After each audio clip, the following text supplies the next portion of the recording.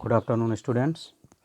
आज हम लोग कक्षा 12 हिंदी के पार्ट 3 में कविता के बहाने जो कविता है उस पर पाठों पर आधारित प्रश्नों का अध्ययन करेंगे।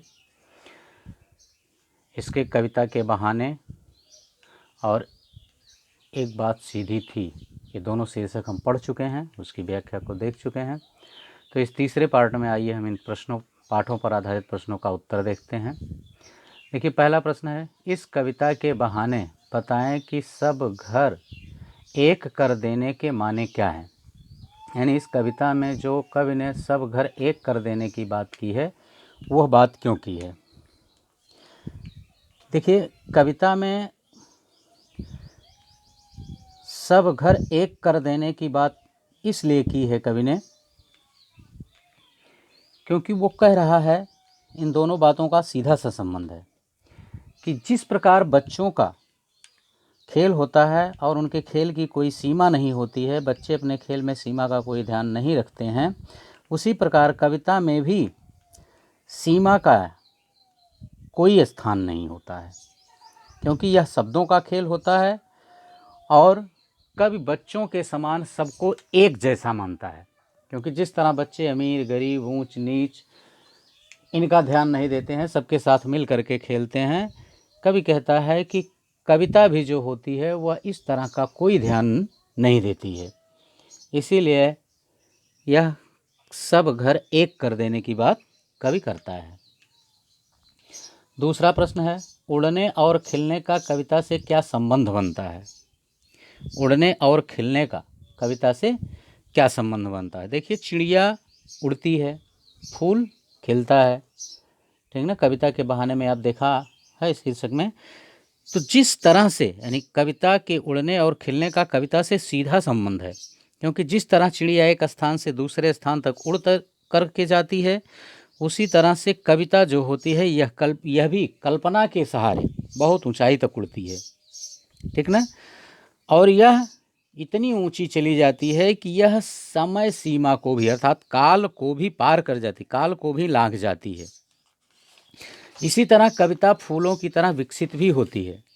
यानी जिस तरह से फूल अपनी सुंदरता और गंध से लोगों को और बगीचे के बाहर और भीतर पूरे बगीचे को सुगंध से भर देते हैं, उसी तरह यह जो कविता है यह भी मानवीय भावों से विकसित होकर के उसकी खुशबू को सनातन बना देती है।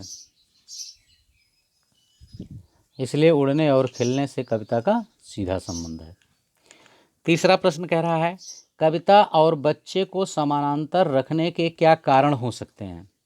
देखिए, कविता और बच्चों को एक समान क्यों बनाया गया है, बताया गया है।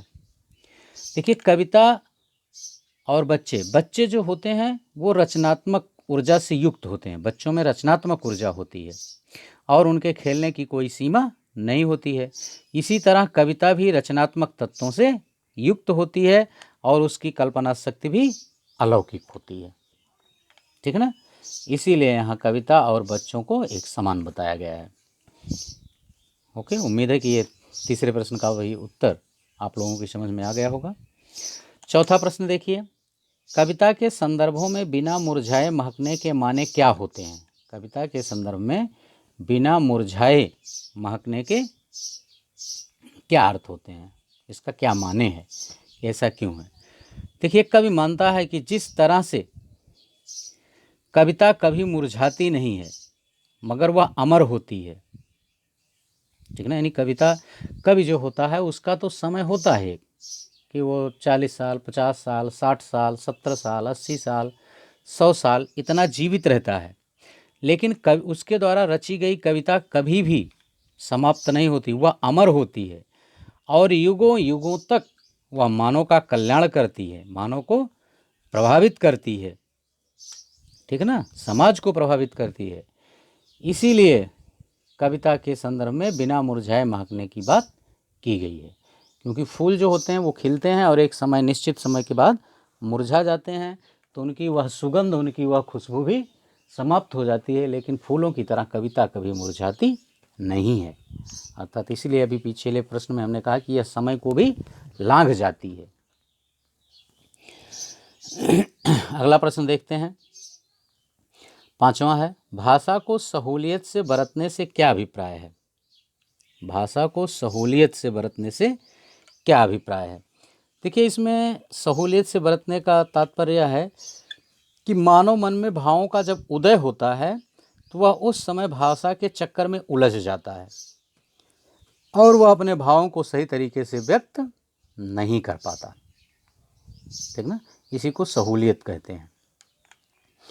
उसको चाहिए कि वह अपने भावों को, जब उसके हृदय में कोई भाव व्यक्त हो, उत्पन्न हो मानव के हृदय में, तो वह उसको सीधी और सरल भाषा में लोगों के सामने व्यक्त कर दे। लेकिन कब मनुष्य ऐसा ना करके कब कहता है कि वह भाषा के चक्कर में उलझ जाता है, अर्थात कठिन और चमत्कारिक या अलंकारिक भाषा का प्रयोग करना चाहता है, इसी में वह अपने हृदय के भावों को व्यक्त नहीं कर पाता। अगला प्रश्न 6वां है, बात और भाषा परस्पर जुड़े होते हैं। बात और भाषा परस्पर जुड़े होते हैं, किंतु कभी कभी भाषा के चक्कर में सीधी बात भी टेढ़ी हो जाती है। कैसे? सही है, बात और भाषा परस्पर जुड़े हैं, क्योंकि हम अपनी बात को अगर व्यक्त करते हैं तो किसी न किसी भाषा के माध्यम से ही व्यक्त करते हैं। इससे यह स्पष्ट है कि बात और भाषा एक दूसरे से जुड़े होते हैं। लेकिन कभी कभी हम अपनी बातों को भाषा के चक्कर में जब डाल देते हैं तो हमारी सीधी बात भी टेढ़ी सी प्रतीत होती है। ठीक है ना? और इसका कारण यह है कि हम उसके लिए उपयुक्त शब्द का प्रयोग नहीं कर पाते हैं। इसका मतलब है कि मानव को अपनी भाषा का प्रयोग करना चाहिए, अलंकारिक या चमत्कारिक भाषा का प्रयोग नहीं करना चाहिए, क्योंकि वह उस बात को और कठिन बना देता है तथा आडंबर पूर्ण बना देता है। और आडंबर पूर्ण शब्दों से अपनी बात को कहने में वह स्वयं को श्रेष्ठ समझता है, क्योंकि वह सोचता है मानो कि हम जितने ही अलंकारिक चमत्कारिक भाषा का प्रयोग करेंगे उतना ही लोग हमें ज्ञानी और विद्वान समझेंगे। ठीक ना? और इसी चक्कर में पड़ करके वह अपनी मूल बात को भी स्पष्ट नहीं कर पाता है। इसीलिए कह रहा है कि भाषा के चक्कर में सीधी बात भी टेढ़ी हो जाती है। ठीक, तो उम्मीद करते हैं कि ये 6 प्रश्न हैं। 6 प्रश्नों के उत्तर आप लोगों की समझ में आ गए होंगे, कोई प्रॉब्लम नहीं होनी चाहिए। यदि इस चैनल को आप पहली बार देख रहे हैं तो इसे सब्सक्राइब करना ना भूलें, बेल आइकन दबा दें, क्योंकि कोई भी नया वीडियो अपलोड किया जाए तो उसका नोटिफिकेशन आपके पास पहुंचता रहे और आपके अध्ययन की निरंतरता जो है वह बनी रहे, आपका निरंतर अध्ययन चलता रहे, जिससे इस लॉकडाउन का आपके पढ़ाई पर कोई असर ना होने पाए। इसका नोट्स आप लोग ज़रूर बनाते रहिएगा फेयर कॉपी में। यदि यह वीडियो पसंद आई हो तो लाइक और शेयर करना ना भूलें, इसे अपने दोस्तों तक पहुंचाएं ताकि आपके दोस्त भी इससे लाभ उठा सकें। और यदि यह वीडियो आपको पसंद आई हो तो आप कमेंट ज़रूर करें, क्योंकि आपके कमेंट करने से हमारा उत्साह भी बढ़ता है। और यदि कहीं कोई दिक्कत लगे तो उसके द्वारा हमारा मार्गदर्शन करने का प्रयास करें। आइए हम 7वां और अंतिम प्रश्न देखते हैं इस पाठ का। बात का मतलब जो हमारा कथन है, कथ्य जिसे जो कहा गया है, के लिए नीचे दी गई विशेषताओं का उचित बिंबों और मुहावरों से मिलान करें। तो देखिए, इसको मैंने मिलान करके लिख दिया है।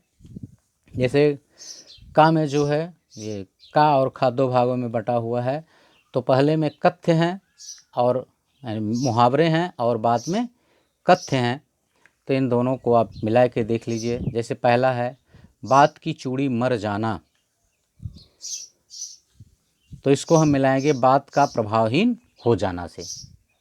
बात की चूड़ी मर जाना का अर्थ है कि बात का प्रभावहीन हो जाना। दूसरा है बात की पेंच खोलना, तो इसको मिलाएंगे बात को सहज व स्पष्ट करना। पेंच खोलना माने सहज व स्पष्ट कर देना, यानी सरल भाषा में कह देना।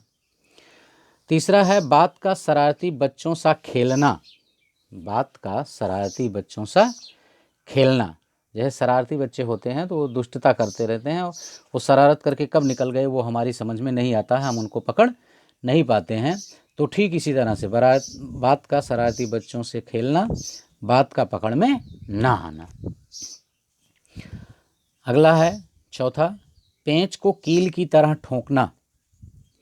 देखिए, जब पेंच ढीला हो जाता है, उसकी चूड़ी मर जाती है, तो हम जब उसको घुमाते हैं तो इसे घूमता रहता है, कसता नहीं है। तब उसको हम क्या करते हैं, हथौड़ी उठाते हैं और उसको पेंच की तरह ठोक देते हैं, कील की तरह, तो वो फिर कस जाता है, टाइट हो जाता है, ठीक ना। फिर भी उसमें ठोकते हैं केवल, लेकिन वास्तव में जिस तरह वो चूड़ियों के द्वारा कस करके अपनी पकड़ मजबूत बनाता, उस तरह वह बना नहीं पाता है।